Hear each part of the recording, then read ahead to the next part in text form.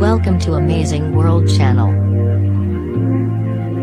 The European Union's task of enlargement remains starkly incomplete. The bloc's southeastern flank is largely in limbo. Almost 20 years after the Balkans wars ended, there's a gaping hole on the map, bounded by members including Croatia, Romania, and Greece. In 2015, the refugee crisis exposed how swiftly nationalist passions could return to the region. As hundreds of thousands of people trekked northwards, volunteers helped provide food and clothing to desolate refugees. But tensions flared among governments, and troops were even deployed at some borders. 2 years on, the Balkan route is mostly closed, but the region's problems are still vivid. The question of how to stabilize the Balkans, anchor democracy there, and bring the region closer to EU institutions remains an immense challenge, given insufficient attention. Balkan civil society activists are increasingly concerned about unemployment, corruption, and a brain drain as young, educated people leave for jobs elsewhere in Europe. They say it is crucial to reboot the prospect of EU membership for Serbia, Bosnia, Macedonia, Albania, and Montenegro, to encourage much-needed reforms. They are right. The Balkans matter to Europe, not just because of the migration issue, but also for energy routes, security, and the fight against organized crime. Little has been done to address underlying problems. The good news is that awareness of this seems to be growing.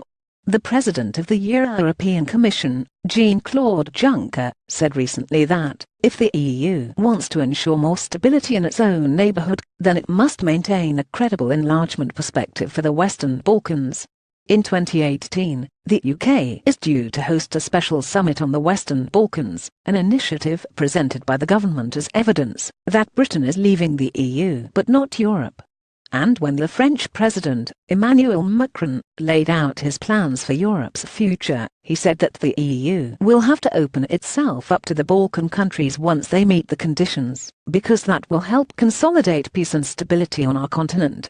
At stake, he added, is the need to prevent Balkan nations from turning their backs on Europe and moving towards either Russia or Turkey, or towards authoritarian powers. For the Balkans, question is as much about broader international competition as it is about values. The EU is confronted with strong competition from external powers seeking to secure footholds on its doorstep and capitalize on the region's weaknesses. Russia plays on Orthodox and Slavic ties, and Turkey seeks to promote a neo-Ottoman vision. But more distant actors, including China and Saudi Arabia, are increasingly active. One civil society activist in Belgrade describes this as an unbelievable geopolitical game that would have been unimaginable in 1989, when the communist bloc started crumbling. As the EU speaks of reinvigorating its 60-year-old project, it needs to build a stable regional architecture for the Balkans.